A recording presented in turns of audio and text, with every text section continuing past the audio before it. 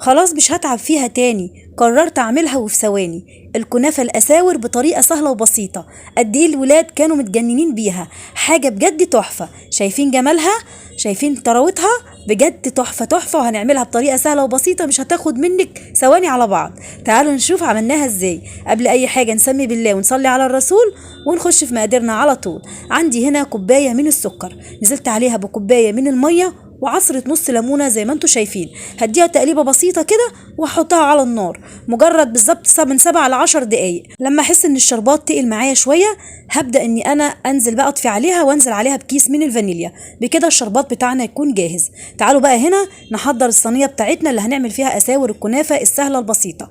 عندي هنا معلقه كبيره كده من السمنه زي ما انتم شايفين كده، سمنه بلدي. انا كنت عامله كده معلقه سمنه بلدي على يعني ايه، على نباتي يعني خليط. تمام. وبعد كده هبدا بقى اني انا اجيب الكنافه بتاعتي بالشكل ده، وزي ما انتم شايفين زي ما هي الكنافه بحالها كده. هنبدا ناخد جزء جزء بالطول بتاعها، وزي ما انتم شايفين هنلفها كده على شكل مدور كده على صباعنا بالشكل ده اهو. طبعا يا بنات الشكل شارح نفسه. بصوا انا بحاول ان انا اضغط عليها من النص واخلي لها كده فراغ من النص، عشان لو انت حابه تحطي لها مكسرات، حابه تحشيها مثلا نوتيلا شوكولاته، تبقى من النص كده فاضيه معانا وحلوه. بصوا الجمال بالظبط كده. طبعا الشكل يا بنات شارح نفسه زي ما انا بقول اهو. هجيب كده جزء من الكنافه بدون بقى ما نقطع، بدون ما نحطها قبلها بيوم في الفريزر عشان نخليها تجمد ونبدا ان احنا ننعمها بايدينا ونبدا نعملها. لا، دي اسهل طريقه تحليه هتعمليها من الكنافه اهو.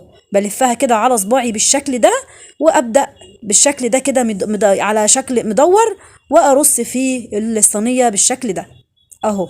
خدتش مني اي وقت خالص، اتعملت مني في ثواني معدوده. تمام كده خلصت كل الكميه في الصينيه، شالت مني نص كيلو الكنافه كله. هبدا بقى هنا اجيب معلقتين كبار من السمنه، حوالي نص كوبايه من السمن البلدي او اي نوع سمنه انت حباه. سيحتها على النار، وهبدا بقى هنا اسقي الكنافه بتاعتي بالشكل ده. طبعا اهم حاجه نتاكد ان كل واحده من الكنافه دي مسقيه كويس بالسمنه، زي ما انتم شايفين ان هي نزل عليها السمنه كويس علشان تكون مستويه وتكون متطعمه معانا في الاخر وواخده لون حلو. تمام كده.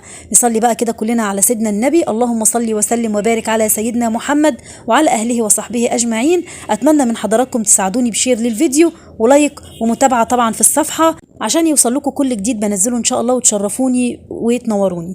طبعا دخلناها هنا بقى الفرن على درجه حراره 200، واول ما استوت معانا بالشكل ده وخدت اللون الحلو ده هبدا بقى هنا جبت الشربات او السيرب بتاعنا اللي احنا عملناه يكون بارد جدا. اول حاجه بدانا بيها الشربات، واول ما بيخلص باخده كده ببرده بخليه على جنب يبرد خالص، وابدا انزل بقى عليه بالشكل. بصوا بقى هنا، بصوا شايفين لو خدتوا بالكم ان العسل ما شاء الله او الشربات نازل في الكنافه من تحت. بصوا مسقيه خالص بالشربات. المقدار ده بالنسبه لي كان كويس. لو انت عايزاها مسكره عن كده شويه هتحطي كوبايه ونص من السكر على كوبايه ونص من الميه. تمام بس كده. بس انا كمان عشان هحط عليها بقى سوسات من فوق، فطبعا السوسات دي كمان مسكره جدا، فعشان كده استكفيت بالسيرب ده. عمل معايا كوبايه ونص من السيرب. عايزه اقول لكم بقى هنا طلعت كده شويه وزينتهم بقى بصوص الكراميل وصوص كمان الفراوله. عايزه اقول لكم بجد كان ريحته وطعمه بالصوصات حاجه كده ولا افخم المحلات يا جماعه. ريحه السمن البلدي بجد كانت خطيره. جربوه ان شاء الله هيعجبكم. ما تنسوش بقى شير للفيديو.